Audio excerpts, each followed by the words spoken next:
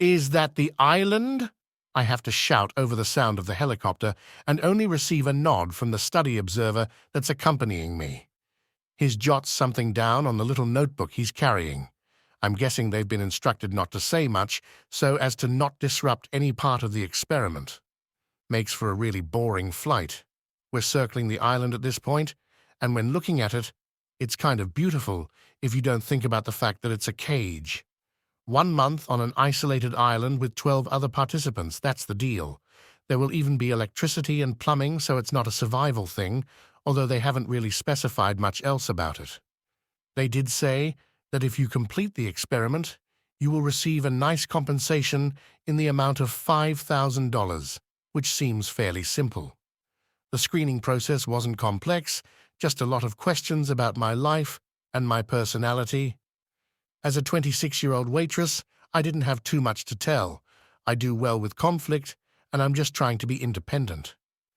A few days later, I get a call inviting me to participate in this experiment. The helicopter lands on top of a building just on the edge of the island, and not even a moment after we land, I'm being escorted inside by the observer. He didn't tell me his name, so I just keep calling him the observer, which seems fitting given how far he's going to stay aloof. After countless turns down totally white halls, we finally stop at a security door. He pulls out a little badge from his pocket, scanning it, and a loud buzzer announces that the door is unlocked. I'm guided behind a screen, and I'm given a new pair of clothes, cargo pants, and a plain white t-shirt. They're surprisingly comfortable. Once I'm dressed, Observer Guy gestures for me to follow him once more, and we walk to another locked door. He raises his badge and steps aside, motioning for me to step forward. I walk in to see a room full of people in the same clothes as me, some older, some younger, and pretty split down the middle gender-wise. The door locks behind me, causing me to jump. A few people chuckle, saying how it startled them too. So, does anybody know what this experiment is all about? I ask, and most shake their heads no, but a blonde woman who looks a few years older than me shrugs and says, "It's some kind of social experiment, I think." She gets a little quiet when she notices everyone has looked up at her. I mean, I'm just assuming because of the environmental factors. I had a lot of sociology classes when I was in school, and this seems similar to some experiments I remember reading about.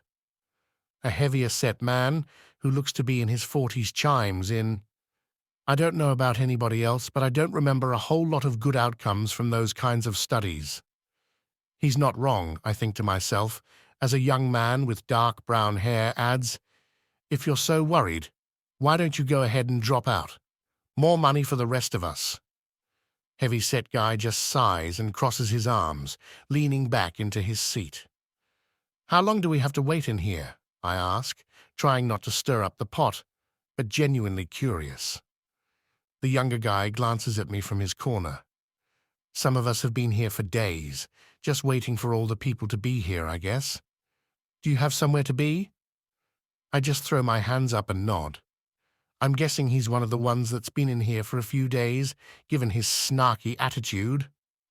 I'm picking at my fingernails when the door opens, and a younger girl with red hair is tentatively walking in.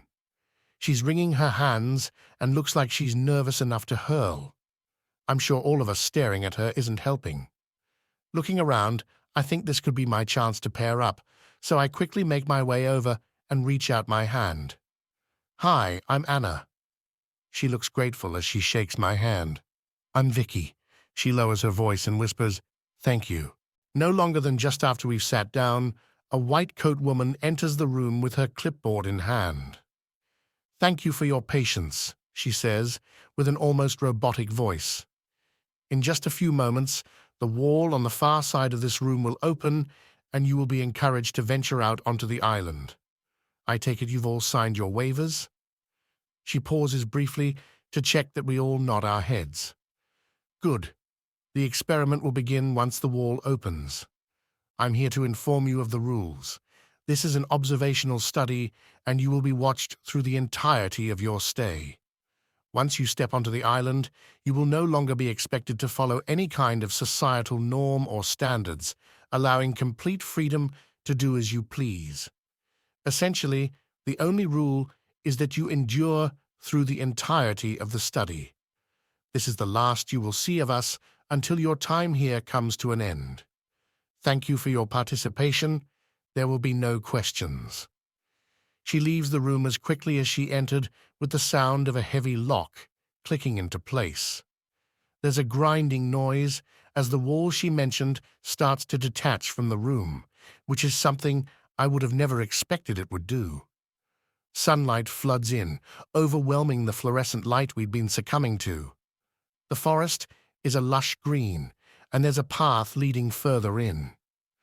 We collectively start walking down the path, and I feel Vicky making sure to keep close behind me. Eventually, it opens up to a few small hut-like buildings, just enough for 2 people each, and we come to a halt. The snarky young guy is the first one to break from the group, darting to the seemingly biggest hut. "This one's mine," he shouts.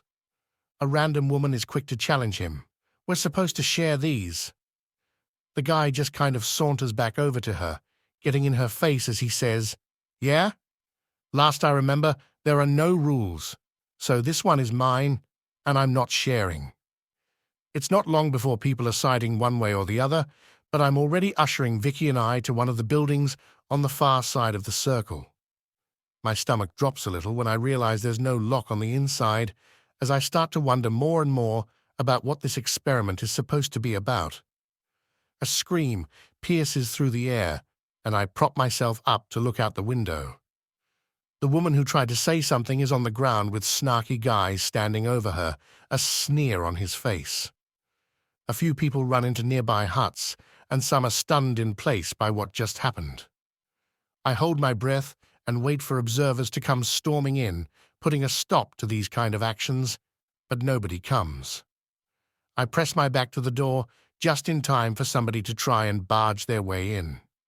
Vicky is curled up on the bed in the corner as I hold steady, digging my heels into the soft dirt floor. I can hear shouting from outside, but don't dare move from my spot at the door. Whoever was trying to get in left, but something in the air feels chaotic. Like we've all at once realized what it means to have no rules, nothing that binds us to a moral code. The thought is terrifying. I notice the blinking red light of the camera in the corner. "Hey!" I scream at it. "Are you guys going to do something?" The red light only continues to blink in response. Things seem to be settling outside, but I can still feel the tension in the air. I check the cooler in the room to find there's just a few apples and a case of water we'll be lucky to make last the month. There's another yelp from outside, and I slam myself against the door again, not bothering to look. Darkness starts to settle as the sun sets, and panic takes over as I scream at the camera once more, pleading for them to do something. Asterisk, asterisk, asterisk. How are the participants doing so far? A display of screens offers a view for each person, one girl screaming at the camera. They are detaching from moral code faster than anticipated. Are you sure we should continue? Yes, this is what we hoped for. Do not intercede. The study must continue.